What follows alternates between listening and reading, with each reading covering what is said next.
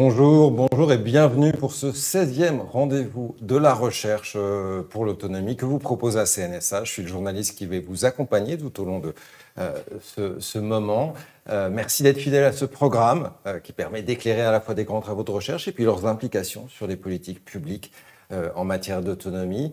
On va d'ailleurs prendre un premier temps ensemble pour voir les rendez-vous de 2025. Vous en avez déjà eu quelques-uns qui sont en replay. Notez la date du 17 juin pour un prochain rendez-vous de la recherche consacré aux dynamiques d'orientation, d'accueil et d'implantation des EHPAD publics, des EHPAD privés. Et puis le 2 octobre, ce seront les rencontres de l'innovation et de la recherche sur la stratégie de transformation de l'offre. Donc on vous attend aussi pour ces deux rendez-vous qui seront bien évidemment aussi en replay. Alors on va revenir à notre rendez-vous du jour qui va permettre d'éclairer un sujet qui est encore assez mal connu, encore assez peu exploré, c'est celui du non-recours aux droits et aux services pour les personnes de plus de 60 ans. Et on va l'éclairer à travers une étude nouvelle qui permet de mieux comprendre à la fois les formes, les raisons et le sens de ces non-recours. Elle est conduite par l'Odenor. L'Odenor, c'est l'Observatoire des non-recours aux droits et aux services en collaboration avec la CNSA et l'École nationale supérieure de sécurité sociale. Elle vient d'ailleurs d'être mise en ligne il y a peu de temps sur le site de l'École nationale supérieure de sécurité sociale et vous avez le lien dans votre chat.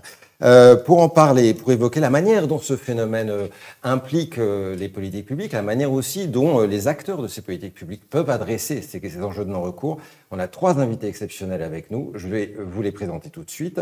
Elena Reville est avec nous. Bonjour. Bonjour. Vous êtes politologue, vous êtes professeur associé à la Haute École de Travail Social de Genève. Vous avez beaucoup travaillé sur les questions d'accès aux droits, de place des personnes concernées. Et puis vous avez été jusqu'à très récemment directrice scientifique de l'Odenor, portée par l'Université de Grenoble et le laboratoire de sciences sociales Pacte, poste qui vient d'être pris par Julien Lévy et Catherine Guchet qui est avec nous. Bonjour. Bonjour. Sociologue, maîtresse de conférences émérite à l'Université Grenoble-Alpes et au laboratoire de sciences sociales Pacte. Vous avez été assistante sociale auprès des personnes âgées dans un CCAS à Grenoble, avant un doctorat qui vous a conduit à travailler sur le vieillissement et en particulier sur les dynamiques territoriales. Et ça a un intérêt parce que c'est au cœur aussi de votre travail. Et puis vous avez notamment dirigé le centre pluridisciplinaire de gérontologie de Grenoble. Et nous aurons un grand témoin avec nous, c'est Dominique Libaud. Bonjour, merci d'être avec nous.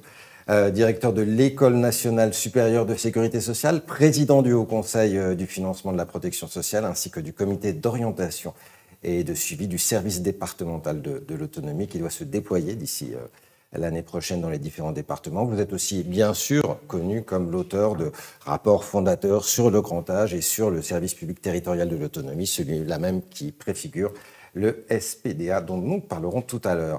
Alors comme à l'habitude, on va commencer en présentant cette étude. On aura un temps de discussion par la suite. Et puis évidemment, vos questions, vos témoignages, vos interpellations que vous pouvez adresser dès maintenant à travers le chat. Je les relayerai. Puis on aura un temps un peu plus dédié à la fin de l'émission pour que les invités puissent vous répondre directement. Alors je voudrais, Elena et Catherine, avant qu'on rentre finalement dans les analyses que vous portez, dans les constats que vous allez nous partager, essayer de poser un peu le cadre de cette étude parce qu'il est important, il est singulier aussi. Elena, il existe pas mal d'études sur le non-recours et l'Odenor véritablement en a porté beaucoup dans différents champs, auprès de différents publics. Qu'est-ce qu'il en est concernant plus spécifiquement les personnes âgées ? S'agissant des personnes âgées, on a des travaux sur le non-recours jusque-là qui sont plutôt de nature quantitative. Et on a des travaux qui se sont centrés sur des prestations, par exemple sur l'allocation de solidarité pour les personnes âgées, par exemple sur les droits retraite, et qui ont essayé de dire combien de personnes sont concernées par des situations de non-recours. On avait aussi un travail qui avait été mené sur l'allocation personnalisée d'autonomie, l'APA, il y a quelques années, par Mélina Ramos-Goran, qui avait une approche qualitative du non-recours à l'APA, mais qui prenait le point de vue des professionnels. Donc finalement, on a un paysage à la fois avec des travaux quantitatifs, à la fois avec des travaux qui vont prendre le point de vue des acteurs de terrain, mais assez peu des travaux qui s'intéressaient directement aux personnes âgées et à ce qu'elles peuvent dire sur le sujet du non-recours. Et on va voir que toute l'essence de votre rapport, c'est vraiment de prendre cette parole et de la partager et de l'analyser. Et c'est vraiment l'approche, et c'est important d'en dire un mot avant la méthodologie, une approche par les publics qui n'est pas une approche par l'offre. Vous voulez vous intéresser aux destinataires et pas qu'aux bénéficiaires. Donc vous regardez vraiment un panel large de personnes qui bénéficient donc ou non de ces aides sur différents territoires et sur un échantillonnage assez restreint, mais dans une approche vraiment qualitative avec des entretiens semi-directifs assez longs que vous avez fait avec chacun d'eux. Pourquoi avoir choisi cette approche par l'offre plutôt qu'une approche classique plus volumétrique par les publics, plutôt qu'une approche classique et plus volumétrique par l'offre? Mais l'idée, c'était vraiment de placer au centre de cette recherche les personnes, d'aller échanger avec elles pour qu'elles nous racontent leur quotidien et comprennent les choses de manière un peu globale. Parce que, comme je le disais, souvent, on s'intéresse à un dispositif, un service, mais on ne regarde pas les choses dans leur ensemble. Or, les personnes, leur vie, c'est un ensemble de dimensions. C'est à la fois des soins, c'est à la fois un besoin parfois sur des aspects sociaux. Et on avait vraiment envie que les personnes puissent nous raconter comment, quelque part, le non-recours s'est construit au fil aussi de leur parcours de vie. Notre idée, c'était vraiment d'avoir effectivement une approche très qualitative, donc de faire des entretiens, vous l'avez dit, des entretiens avec un petit guide, mais aussi de laisser toute la place à la parole des personnes pour qu'elles puissent nous dire là où elles en étaient par rapport à leurs besoins, ce qu'elles percevaient être leurs besoins. On verra que c'est un point important dans notre recherche. Elles ne perçoivent pas toujours leurs besoins comme les professionnels les perçoivent.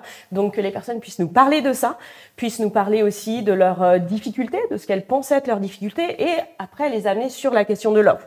Leur dire, par rapport à ces besoins, ces difficultés, est-ce que vous connaissez telle prestation, tel service? Est-ce que vous avez déjà pensé à y recourir? Le cas échéant, comment ça s'est passé? Donc vraiment reprendre le fil des cheminements des personnes par rapport à leurs droits. On parle de ces personnes, on ne parle pas de l'offre. Et comme ça, on voit à la fois la profondeur et la complexité des situations.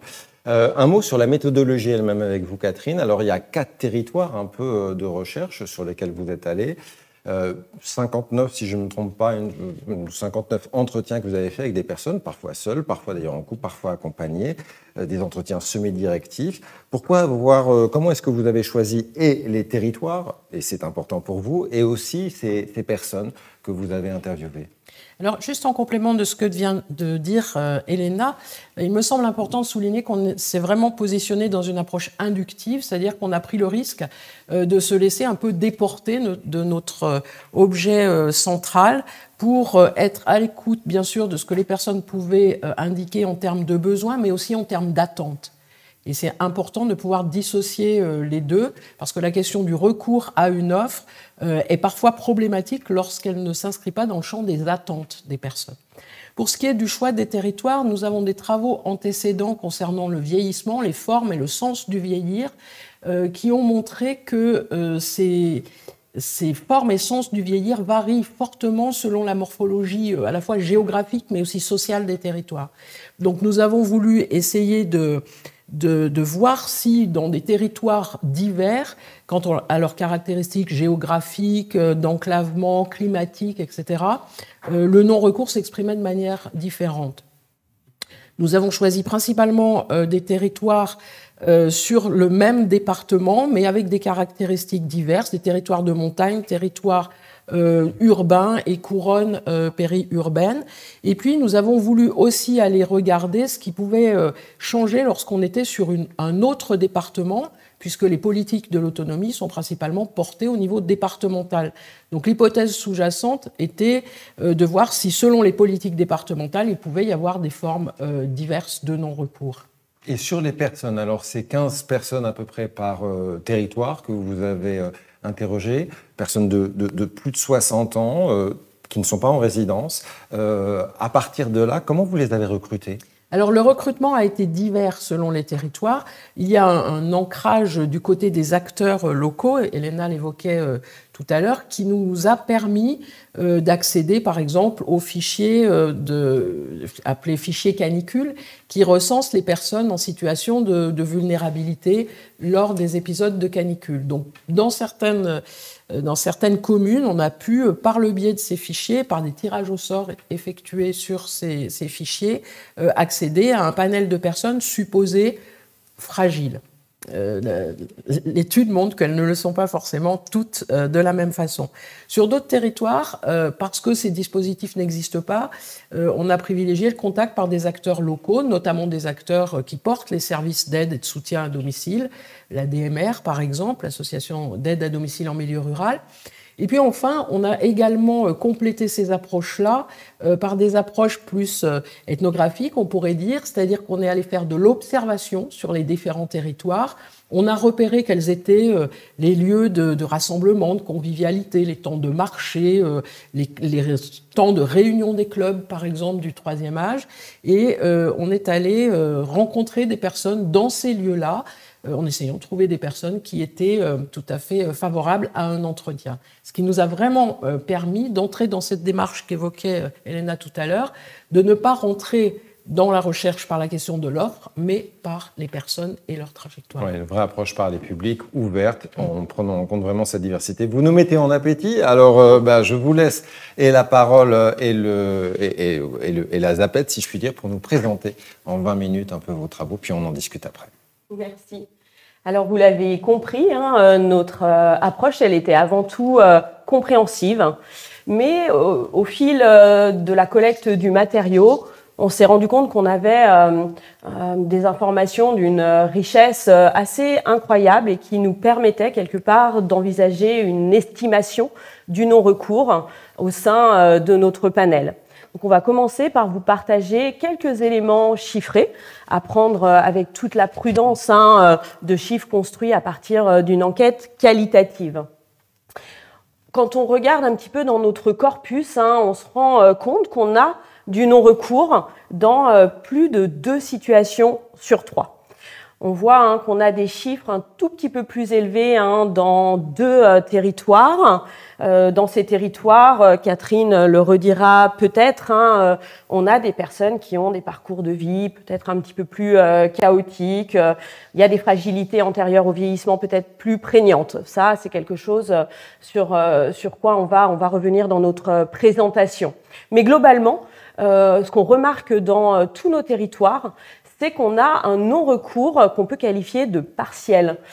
On n'est pas dans des formes totales de non-recours. Vous le voyez dans le tableau, parmi tous nos enquêtés, on en a 4 pour lesquels, effectivement, là, ils sont en non-recours à tous leurs droits, à tous les services auxquels ils pourraient prétendre dans le champ assez large, on va dire, des droits sociaux, des droits en matière d'autonomie et aussi sur la question des soins.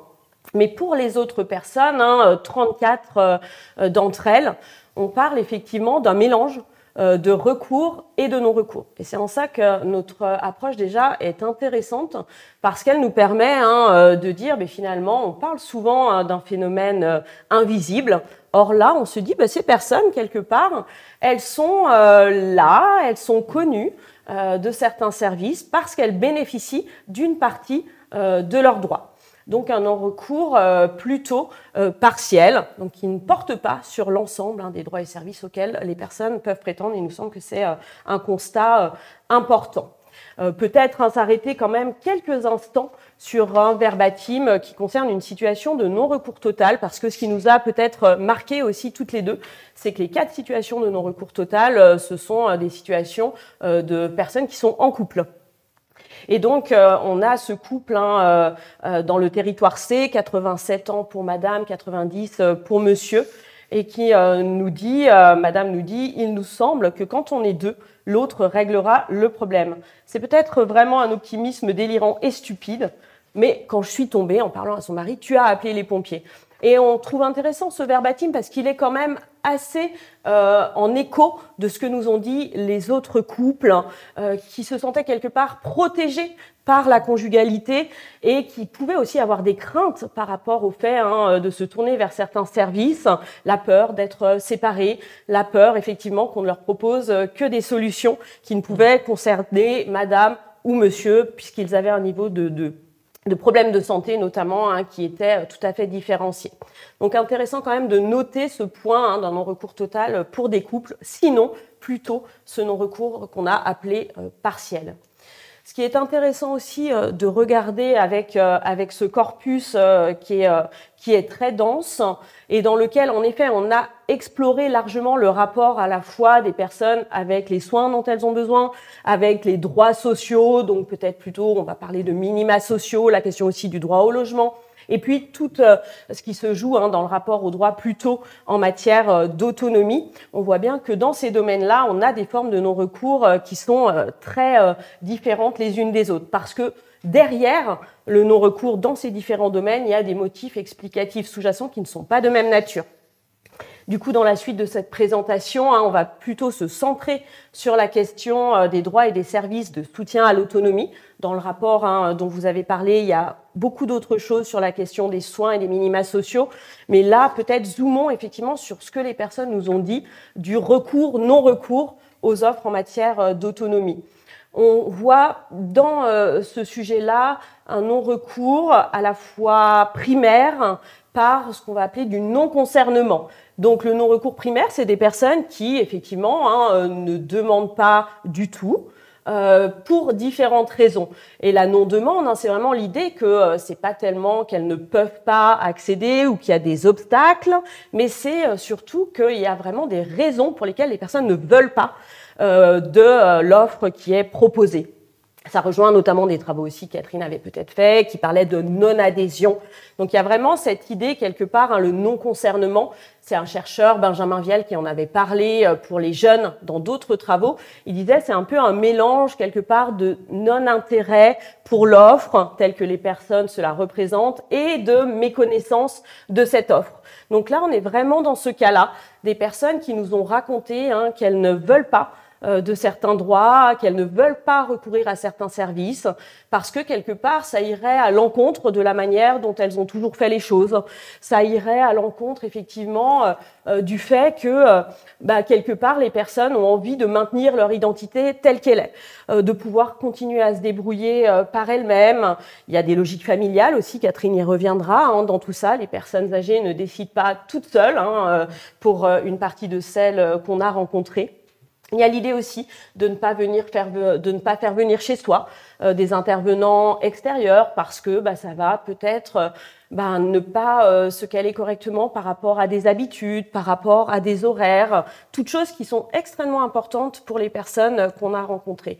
Donc ces formes de non-demande qui viennent croiser, être alimentées par tout un sujet, j'y reviendrai après, de la méconnaissance quelque part des services, des portes d'entrée qui pourraient amener les personnes à demander leurs droits, le fait de manquer pour beaucoup d'informations, parce que quelque chose qui rejoint la question d'une info principalement dématérialisée.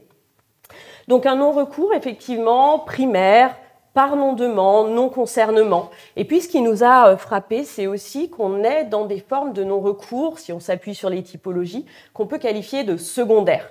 Ça, c'est des formes très intéressantes dont on parle souvent peu. On parle souvent du non-recours primaire. Mais là, ce qu'on voit bien, c'est qu'on a dans notre corpus des personnes qui, pour certaines, ont été bénéficiaires, ont utilisé des services à domicile, par exemple, et on dit à un moment donné « stop ». En fait, je ne veux plus. C'est trop compliqué pour moi, cette organisation, le changement d'intervenant, les manières de faire aussi parfois à mon domicile, le fait que parfois j'ai exprimé des envies de faire un peu différemment, que les intervenants peut-être viennent à d'autres horaires.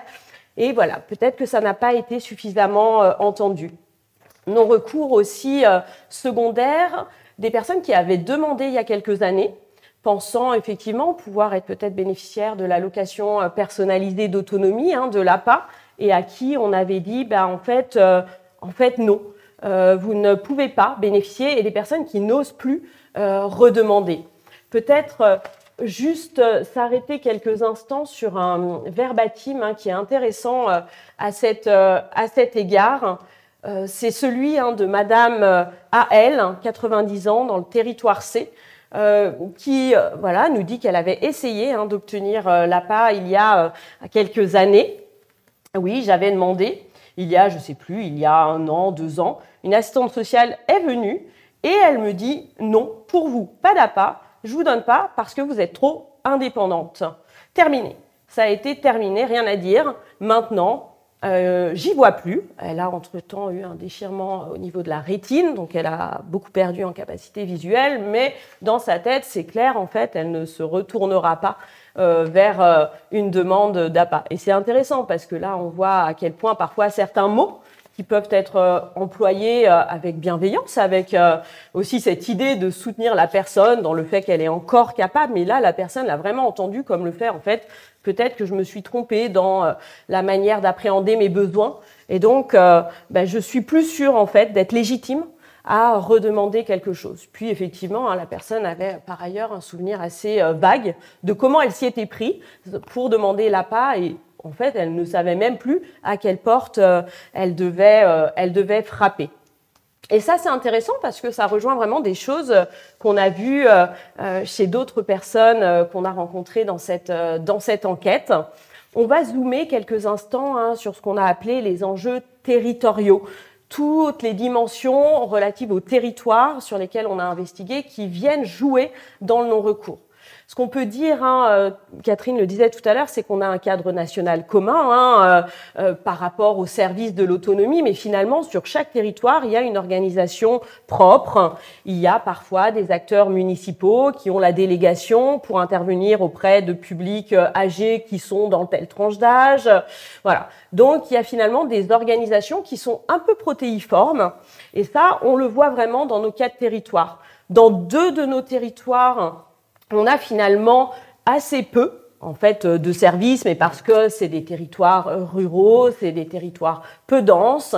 Donc les services de l'autonomie sont éloignés, très éloignés de toute une partie de nos enquêtés. Et puis dans nos autres territoires, qui sont 2 territoires beaucoup plus urbains, voire très urbains, là on a effectivement plusieurs portes d'entrée possibles. On a des acteurs effectivement départementaux qui ont organisé des offres. On a des CCAS qui prennent le relais pour certaines parties du public. Donc là, c'est compliqué. Et dans les 2 cas, ce qui est intéressant en fait, c'est que ça pose des questions vraiment d'accès aux personnes. Quand il s'agit de rejoindre l'offre qui est éloignée, eh bien, ça vient aussi se coupler avec des difficultés relatives vraiment à la morphologie des territoires, aux routes, qui dans certains territoires sont très sinueuses, qui sont parfois, selon les conditions climatiques plus ou moins praticables. Et puis dans les territoires où il y a beaucoup, eh bien, les personnes vraiment se disent, mais en fait, je sais pas à quelle porte exactement il faut frapper. Les acteurs, globalement, de l'autonomie sont pas très bien identifiés par nos enquêtés. Et c'est surtout aussi les périmètres de compétences qui sont difficilement appréhendables. Donc, du coup, ce qui est intéressant, ce que les personnes nous racontent, c'est qu'elles vont là où elles connaissent, là où elles ont connu, là où elles voient que, quelque part, elles peuvent pousser une porte, et nécessairement, c'est pas forcément les, entre guillemets, bonnes portes, en tout cas, celles qu'on attendrait qu'elles empruntent. Donc, elles vont parfois aussi questionner des intervenants qui sont des intervenants de la santé, des kinés, parce qu'il y a des kinés qui viennent les voir, un pharmacien, parce que c'est finalement le seul qui a encore une porte ouverte en bas de chez elle. Et ce qui est intéressant, c'est que ces intervenants-là, ils ont quand même des compétences très inégales sur la question du vieillissement et ils ne sont pas beaucoup interconnectés entre eux. Et donc, s'ajoute à ça cet aménagement du territoire qui n'est pas toujours quelque part très favorable, des locaux, des organismes qui ne sont pas toujours très visibles, des insignes, des enseignes qui ne sont pas toujours assez grosses, des services effectivement de transport aussi collectifs qui ont des horaires qui ne correspondent pas aux horaires des services de l'autonomie, donc des formes de désajustement. Et puis ce qu'on peut vraiment noter, ajouter, c'est qu'il y a eu des transformations sur ces territoires, des transformations notamment des lieux, des lieux où les personnes avaient l'habitude d'aller. Elles avaient l'habitude d'aller dans un bureau d'une assistante sociale, et puis d'un coup, ça a fermé, c'était plus là, c'était ailleurs. Et donc, on voit ces phénomènes un peu de désajustement territoriaux, où les personnes n'ont plus de repères. Certaines ont pu avoir du mal à prendre des repères parce qu'elles sont arrivées tardivement sur certains territoires, à un moment donné déjà où parfois leur mobilité ne leur permettait pas tout à fait de se déplacer comme elles le voulaient. Or, on y reviendra, les personnes, parfois juste en marchant autour de chez elles, peuvent voir des choses et se dire « Ah ben en fait, c'est là qu'il faut que j'aille ».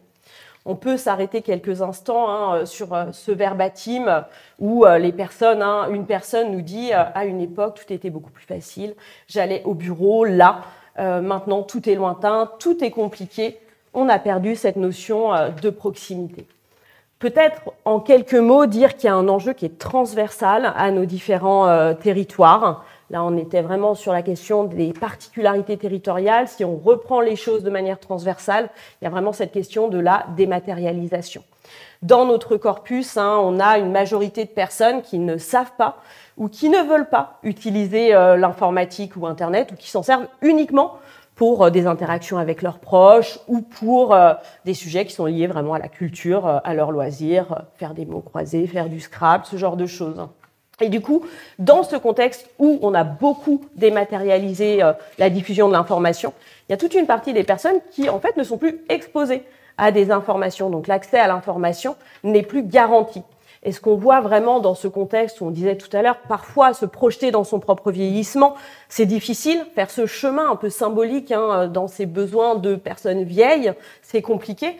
Eh bien, finalement, le manque d'accès à l'information va amener à ce que ce concernement ne se fasse pas. Je laisse peut-être les lecteurs regarder ces verbatims et je passe la main à Catherine. Alors, la question à laquelle nous avons essayé de répondre également, c'est est-ce qu'il y a un non-recours spécifique des personnes âgées? Est-ce que ces formes de non-recours diffèrent complètement de celles que l'on peut trouver pour des publics plus jeunes? Et il semble qu'il y a quelques éléments qui nous permettent d'affirmer qu'il y a une spécificité du non-recours pour les personnes du grand âge. Premier élément, c'est qu'on a un effet d'âge et de génération. On trouve très souvent des personnes qui nous disent de mon temps, on n'avait pas l'habitude de demander, on n'avait pas l'habitude de s'adresser à des services sociaux, on avait l'habitude de gérer nos problèmes de vieillesse en famille. Donc il y a vraiment un effet de génération et il est probable d'ailleurs que les nouvelles générations de retraités, les baby boomers, auront une relation différente avec les services publics et avec les services de l'autonomie, les services de l'État, etc. Et puis un effet d'âge, c'est-à-dire que plus les personnes avancent en âge, plus finalement elles ont une difficulté à reconnaître ce qui fait problème pour elles. Reconnaître son besoin, comme l'a déjà évoqué Elena, c'est se reconnaître vieux, se reconnaître proche de la fin de son existence, et ce n'est vraiment pas quelque chose qui est simple à envisager pour les personnes. Donc ces éléments-là pèsent fortement dans le non-recours. Deuxième élément de spécificité, c'est qu'on a un non-recours qu'on a appelé processuel, c'est-à-dire qui s'inscrit vraiment dans la ligne du parcours de vie des personnes. On a des parcours qui sont des parcours complexes, marqués d'épreuves, qui sont des épreuves familiales, sociales, veuvage, problématiques de santé, perte d'un enfant, etc.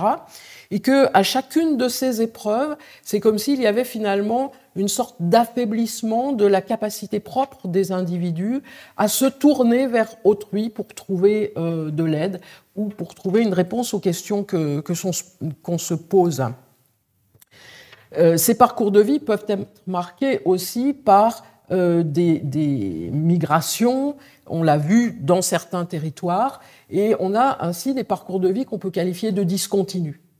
Et les repères acquis à un moment de l'existence, par exemple au début, juste après le passage à la retraite, ne valent plus lorsqu'on a changé de lieu de vie, lorsqu'on a changé de pays éventuellement.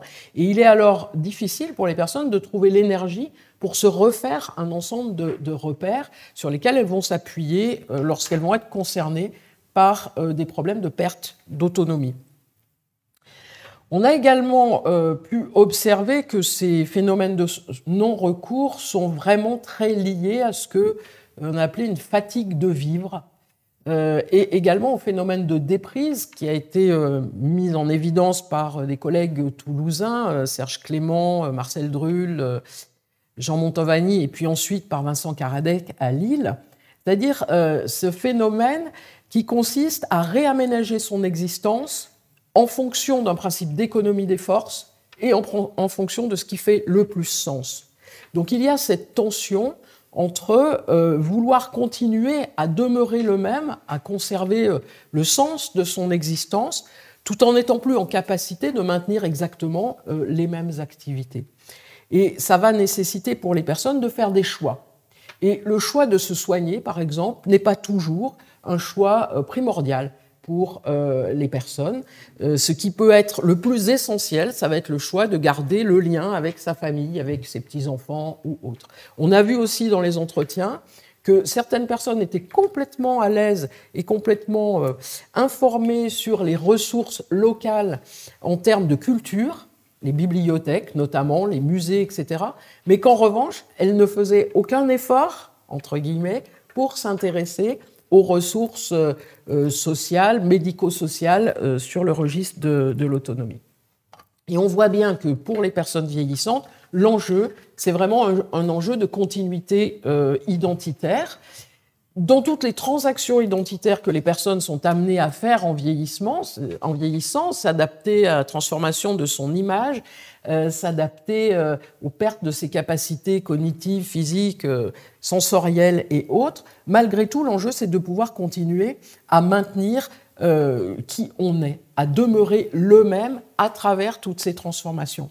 Et c'est là qu'on peut avoir des phénomènes de non-recours par non-adhésion. On avait mis ça en évidence dans des travaux avec Philippe Varin antérieurement, c'est-à-dire des personnes qui ne se reconnaissent pas dans l'offre proposée. C'est-à-dire que l'offre qui est proposée ne vient pas rencontrer ce qui fait sens pour elles et ce qu'elles sont fondamentalement.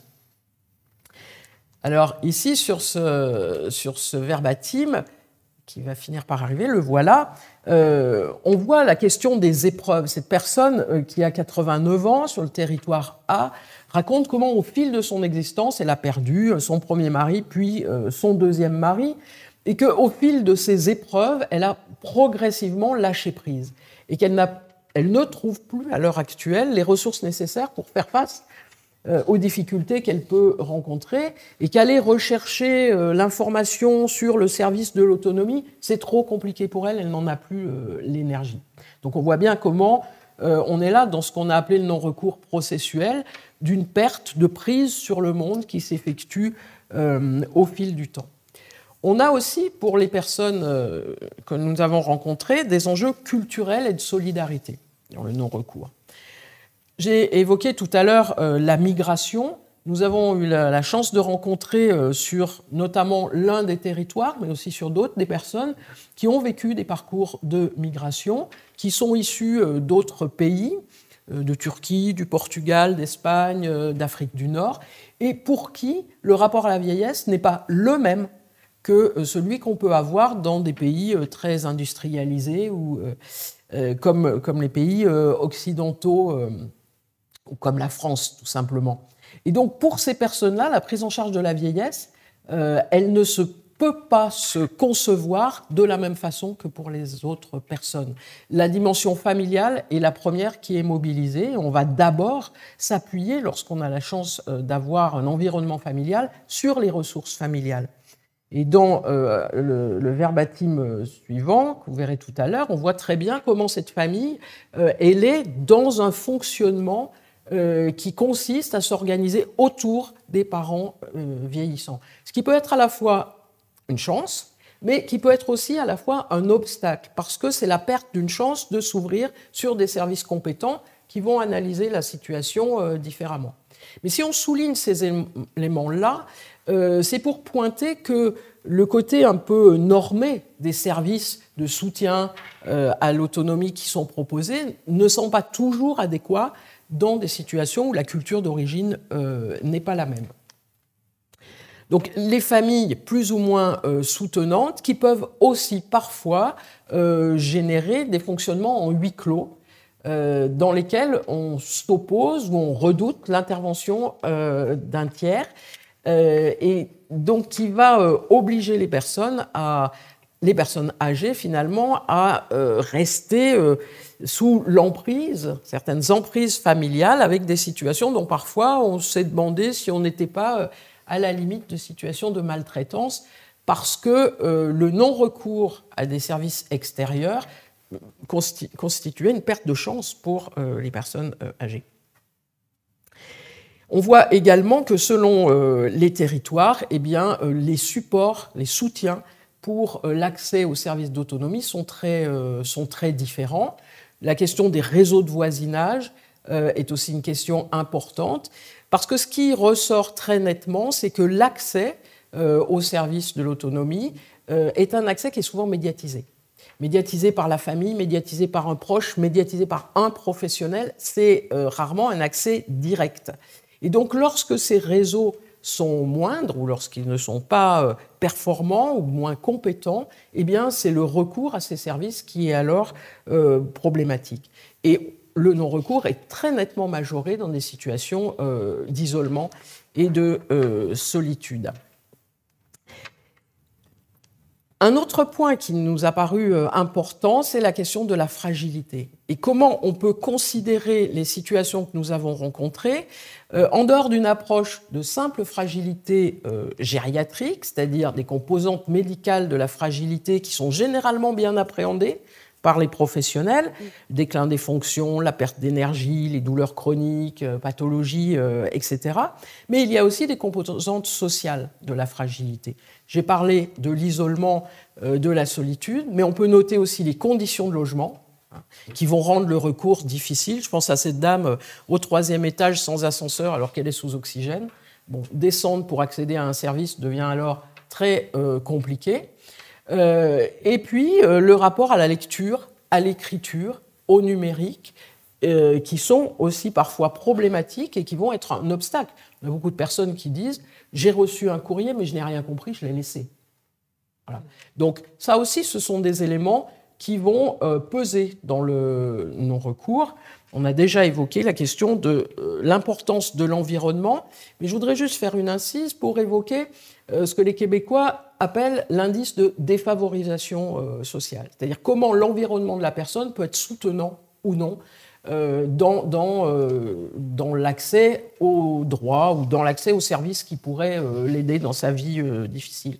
Et là, clairement, on a dans certains territoires des quartiers dans lesquels l'environnement n'est pas soutenant. Et au contraire, l'insécurité qui y règne, les phénomènes de deal, etc., peuvent être des phénomènes qui vont venir empêcher la personne d'accéder, y compris au pôle d'information qui se trouve là, parce que sortir de chez soi, c'est courir un risque. Ou en tout cas, c'est le sentiment qu'elles en ont.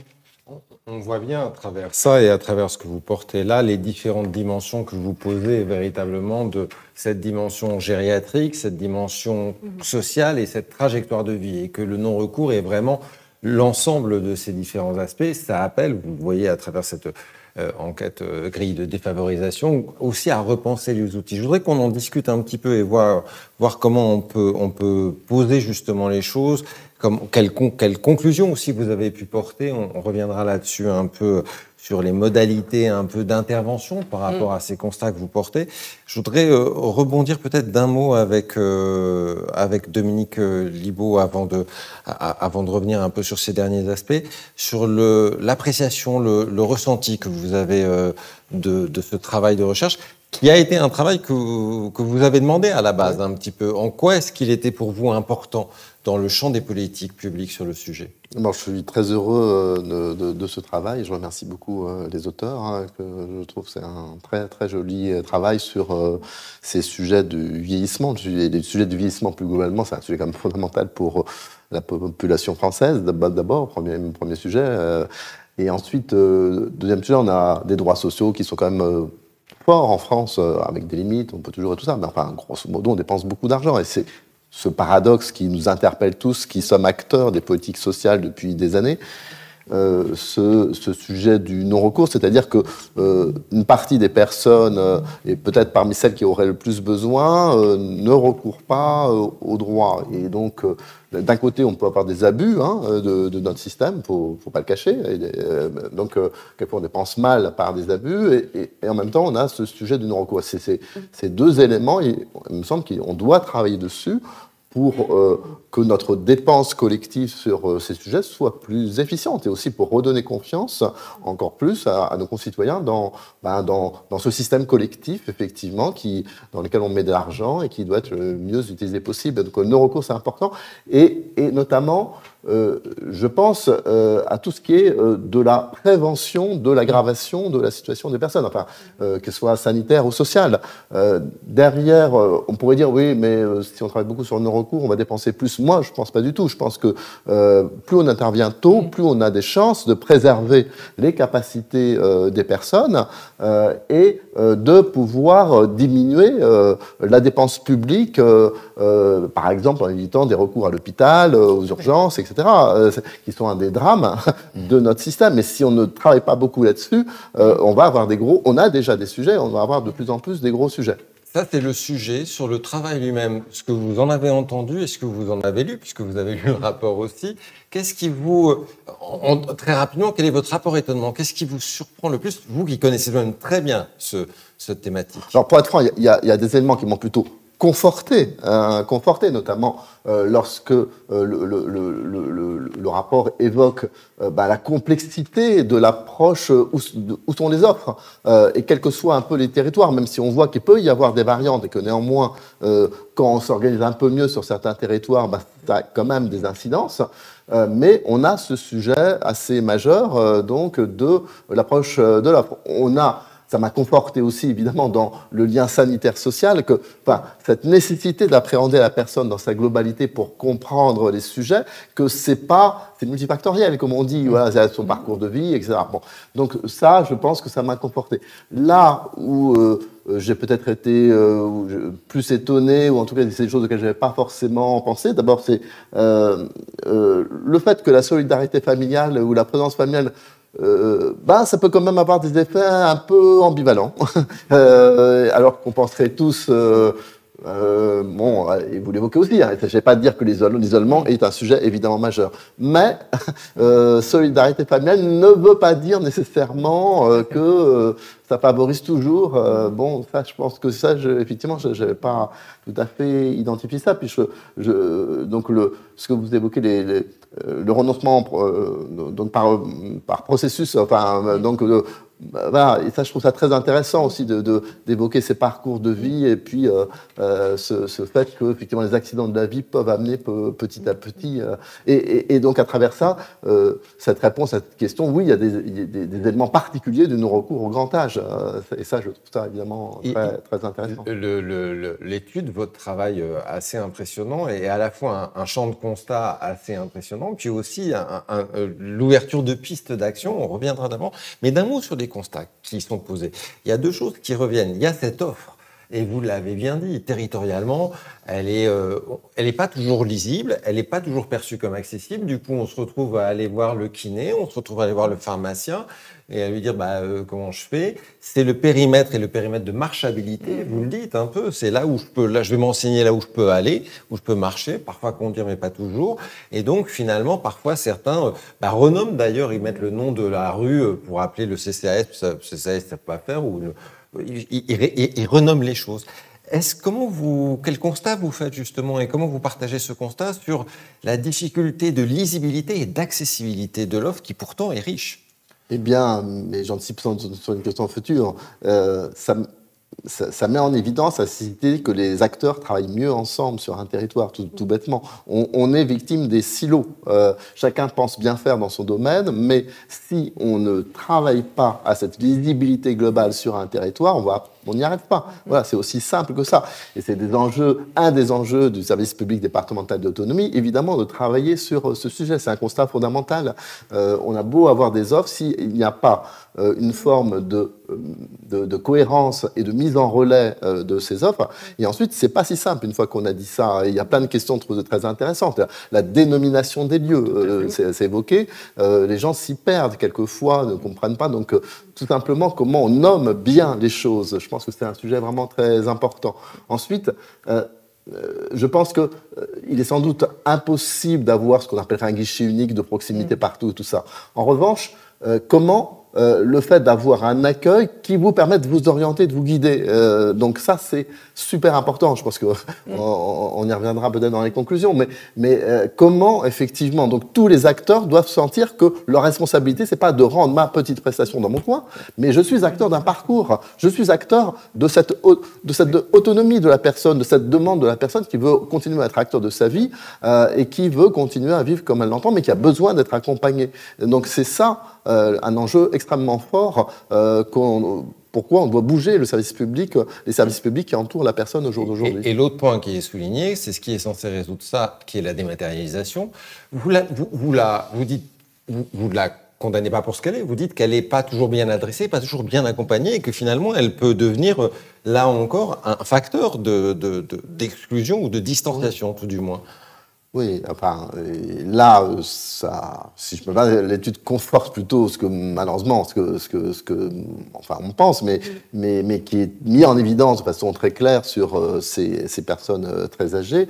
Ne croyons pas, nous, collectivement, que parce qu'on met tout de façon dématérialisée, eh bien, on rend accessible les offres. C'est une illusion, et un danger terrible, même pour les services publics. Alors, ça ne veut pas dire que la dématérialisation doit être évidemment mise à l'écart, mais ces personnes, quand elles deviennent vulnérables et ça, elles ont besoin d'être accompagnées par des personnes humaines, hein, tout simplement. Et on le voit, plus il y a la notion presque de référent, de personnes sur qui elles peuvent compter, et qu'elles ont identifié, voilà, plus elles se sentent en sécurité, parce que je peux compter, je peux aller, et ça c'est fondamental. Et donc, un grand sujet, c'est d'articuler les deux, évidemment. Comment on peut faire en sorte d'avoir cette présence de proximité, cette présence humaine, et néanmoins, évidemment, il restera des services dématérialisés. Et vous dites d'ailleurs, c'est une présence humaine, ça peut être aussi papier, hein. Il y a le guide des aînés qui marche bien, et c'est sur la table du salon, et puis on a les adresses dedans, et puis ça n'empêche pas,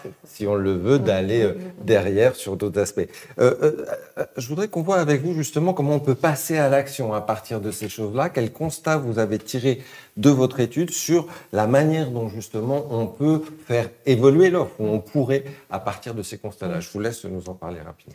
Alors, ce qu'on a pu mettre en évidence, c'est un ensemble de principes qui nous paraissent importants pour favoriser, pour permettre le recours aux services de la part des plus âgés. Le premier élément qu'on a pu repérer, qui renvoie à ce que vous soulignez tout à l'heure, le périmètre de marche, c'est la question de la proximité. Et on a beaucoup eu de références à ces problèmes-là dans les entretiens. Les gens pour qui devoir faire 30 km en voiture alors qu'elles ne conduisent plus très bien pour aller se rendre à un bureau du service autonomie du département, ce n'est plus possible. Donc cet enjeu de proximité de l'information, d'un bureau auquel on peut s'adresser lorsqu'on va faire ses courses, parce que c'est dans le même périmètre, c'est un enjeu qui est tout à fait important.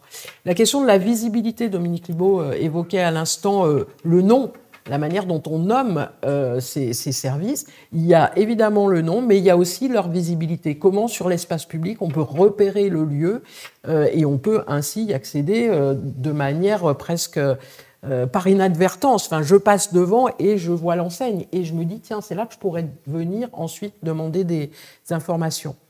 La matérialité, alors la matérialité, elle est de deux natures, c'est-à-dire le fait d'avoir un bureau bien identifié, mais aussi des supports papier, le guide des aînés dans certaines communes, certaines caisses de retraite. À une époque, on voyait encore des bulletins d'information auxquels les gens pouvaient se référer, ça n'existe pratiquement plus, mais cette demande d'un support matériel, elle existe et on le retrouve dans tous nos entretiens. Et puis, deux autres points qui sont probablement plus compliqués à mettre en œuvre, c'est la question de la globalité. C'est-à-dire que ce qu'on observe, c'est qu'un service ou un bureau qui se contenterait de répondre à la question du dispositif, sans envisager globalement la situation de la personne, sans essayer d'en comprendre tous les tenants et les aboutissants, et sans se situer dans une perspective un peu dynamique, hein, ça rejoint la question de la prévention, ce ne serait pas tout à fait performant. Donc, ce qui est important, c'est qu'il puisse y avoir des interlocuteurs en capacité d'analyser la globalité de la situation de la personne et voire même d'en anticiper les évolutions. Et puis le dernier point, c'est ça, c'est la continuité. C'est-à-dire d'avoir une offre de service ou un point de repère qui puisse situer l'action à un moment dans une continuité. Il ne s'agit pas seulement de donner une information au moment X où la personne en fait la demande, mais de pouvoir s'assurer que la suite des démarches a bien été engagée et que l'étape prochaine sera aussi accompagnée et prise en charge. Ce qui veut dire qu'il y a nécessité d'une interconnexion entre les acteurs et, on le dira peut-être après, mais d'un support d'analyse de situation qui soit commun et qui soit partagé entre les acteurs. Par rapport à ça, justement, vous montrez différentes pistes d'action. Rapidement, avant de prendre les questions, les regarder. Il y a notamment, vous dites, ces invisibles, Elena, c'est un sujet que vous adressez beaucoup. Et on voit qu'il y a des recours primaires et des recours secondaires. Quelle est la clé, justement, pour que ceux qui ne recourent pas parfois ne basculent pas dans le champ de ceux qui ne recourent plus du tout? Oui, effectivement.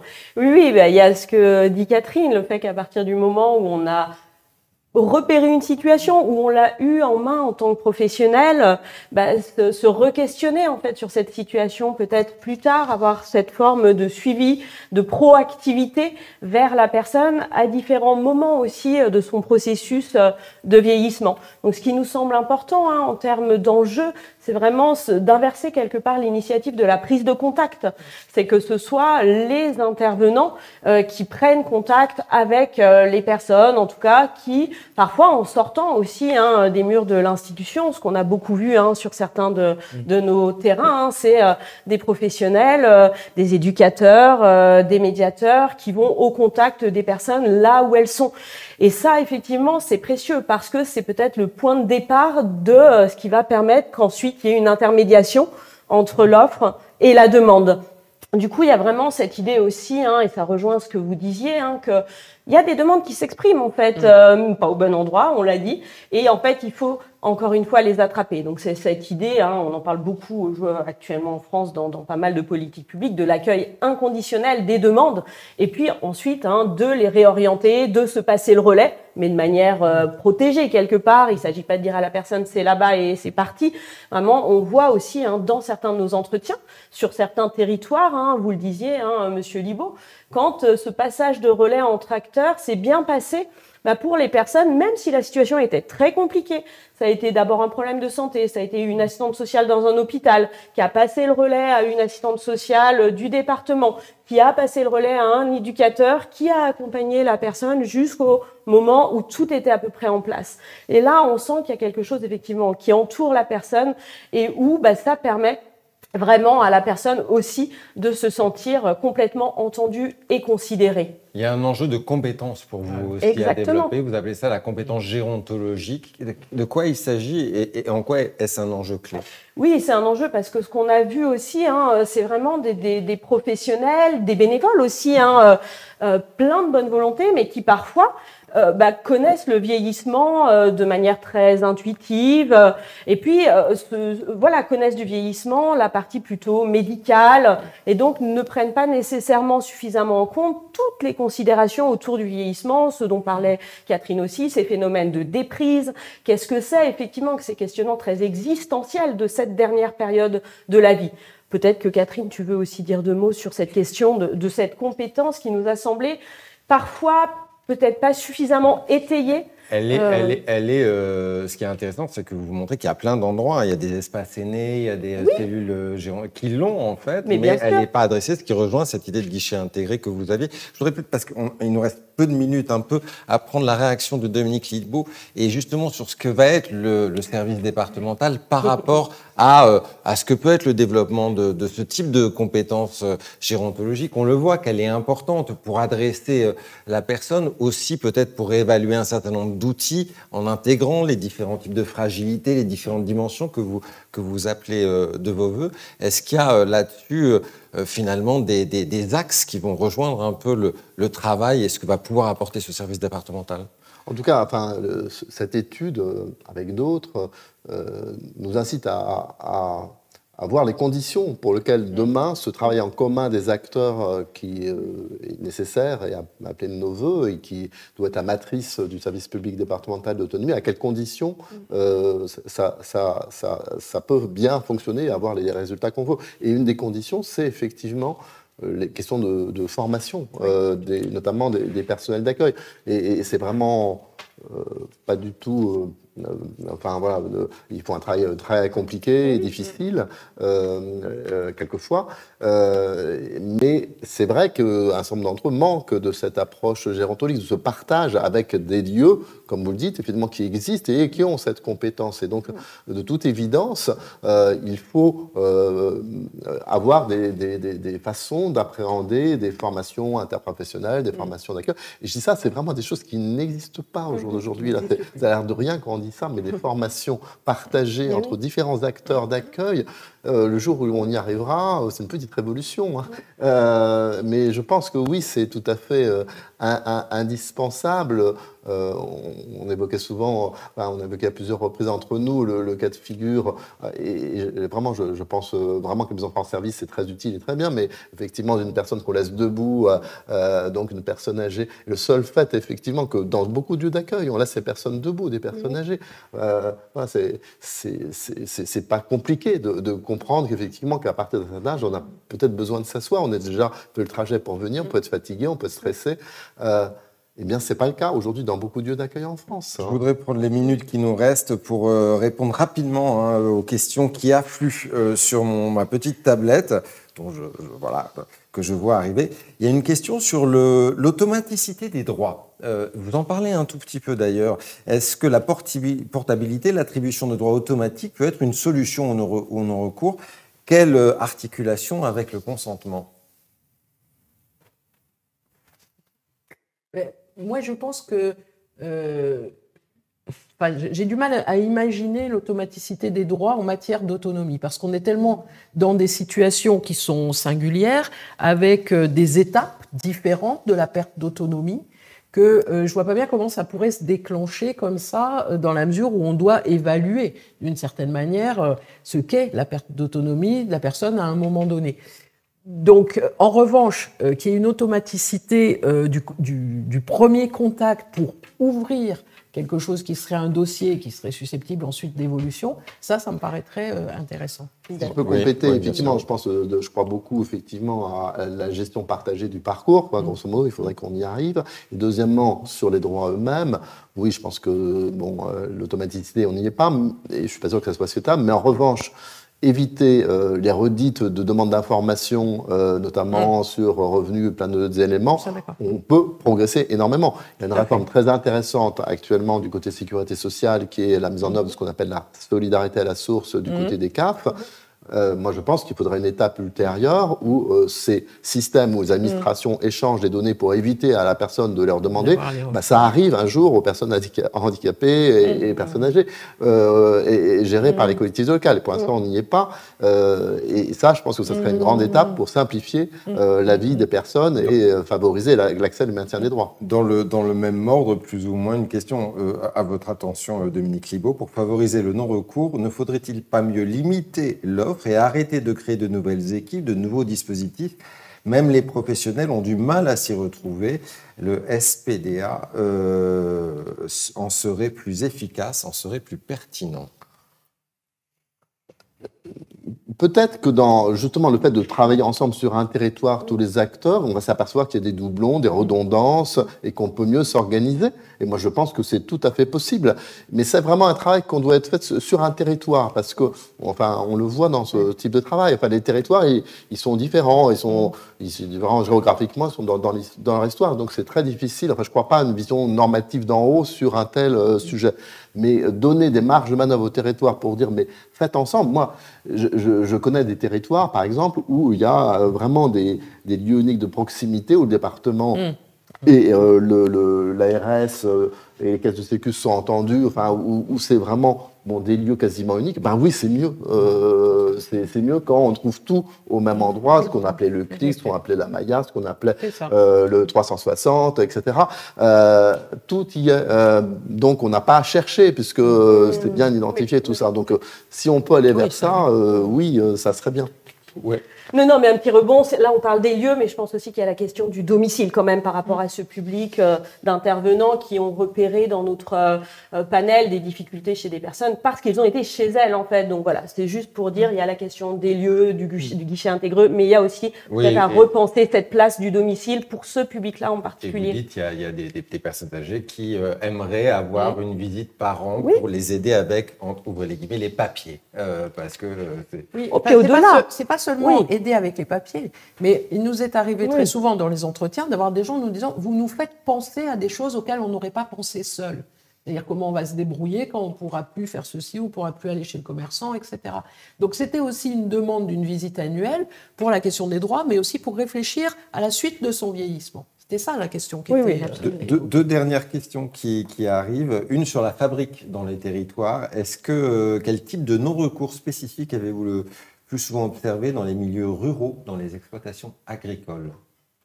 Alors, dans les milieux ruraux, ce n'est pas nécessairement là que les formes de non-recours sont les plus importantes, notamment lorsque il y a des solidarités locales qui fonctionnent encore et lorsque les territoires n'ont pas été trop remaniés à la fois dans leur population et à la fois dans leur organisation. Donc, ce n'est pas forcément là qu'on trouve le plus de non-recours, sauf que, pour des raisons culturelles, puisqu'il est fait état des exploitations agricoles, pour des raisons culturelles, on a dans les territoires ruraux des familles qui ne souhaitent pas s'ouvrir à des services publics et pour lesquels le service public, c'est quelque chose qui concerne des populations urbaines, des populations en marge, mais pas de vieux agriculteurs, voilà. Oui, et puis pour des agriculteurs, il y a cet enjeu en fait de la santé, de l'autonomie. C'est un enjeu qui est bien derrière des enjeux financiers, des enjeux de pouvoir se maintenir dans son logement. Et on l'a vu aussi en territoire urbain, quand il y a des questions sociales prégnantes, quand il y a des problèmes de logement, quand il y a des problèmes financiers. Voilà, la question de l'autonomie est complètement derrière. Est-ce qu'un numéro de téléphone unique comme la communauté 360 existe et serait utile? Ça peut être, si on y arrive vraiment, c'est la ministre que j'aime bien, enfin, qui avait essayé de mettre en place ce 360, elle a dit on fait un numéro unique. Mais si dire d'en haut un numéro unique, s'il y a tous les autres numéros qui restent, c'est pas un numéro unique, quoi. Qu'est-ce qui s'est passé, quoi. Qui est derrière, donc on dit numéro unique. En fait, ça demande une organisation énorme entre tous les acteurs, parce qu'il y a une question de visibilité, évidemment, des organisations derrière cette histoire de téléphonique. Donc, qu'on travaille entre les organisations pour voir effectivement comment on fait, tant mieux. Ça peut être effectivement des regroupements téléphoniques à des moments donnés. Je ne pense pas qu'il faille penser que c'est ça la solution à la simplification des démarches des personnes âgées. Et une question sur les aidants. Comment alerter sur les personnes âgées elles-mêmes aidantes, une personne handicapée vieillissante? Certains entretiens ont été faits d'ailleurs avec les aidants. Oui, c'est vrai. C'est des situations qu'on a pu repérer et dans lesquelles finalement il y a une sorte de dilemme. C'est-à-dire qu'il y a la question des droits des plus âgés, des plus dépendants, qui fait souvent écran à la question des droits et des besoins d'aide et de soutien des aidants eux-mêmes, qui sont assez souvent eux-mêmes des personnes retraitées, moins âgées que leurs ascendants, mais qui peuvent aussi rencontrer des difficultés au quotidien. Puis il y a le fait d'aider des enfants handicapés aussi et tant qu'on n'a pas réglé et qu'on ne sait pas ce qui se passera quand on ne sera plus là pour l'enfant, effectivement, on ne se projette pas du tout dans ses propres besoins. Tous les aidants qu'on a rencontrés dans cette recherche, environ une dizaine, étaient notamment dans des formes de non-recours aux soins pour eux-mêmes. Complètement. Merci en tous les cas à vous deux pour cet aperçu de cette étude vraiment très riche, vraiment très complète et nourrie de beaucoup de paroles, de verbatim. On entend véritablement les attentes, le désir, les impossibilités de toutes ces personnes que vous avez rencontrées dans ces territoires. Merci à vous pour ce travail, merci à vous pour l'avoir partagé. Merci Dominique Libault de l'avoir éclairé, rendu possible d'abord et éclairé ensuite. Évidemment, vous aurez ce rendez-vous de la recherche en replay, les slides aussi sur le site de la CNSA. Vous avez bien évidemment le rapport que vous avez sur le site de l'École nationale supérieure de sécurité sociale aujourd'hui, demain sur le site aussi de la CNSA. Rendez-vous pour le prochain, c'est le 17 juin, et puis quelques liens qui vous sont transmis aussi normalement, voilà, pour si vous voulez en savoir plus sur les politiques d'autonomie. Et donc rendez-vous le 17 juin pour le prochain rendez-vous de la recherche, on parlera EHPAD privé, EHPAD public. Merci à vous de nous avoir suivis.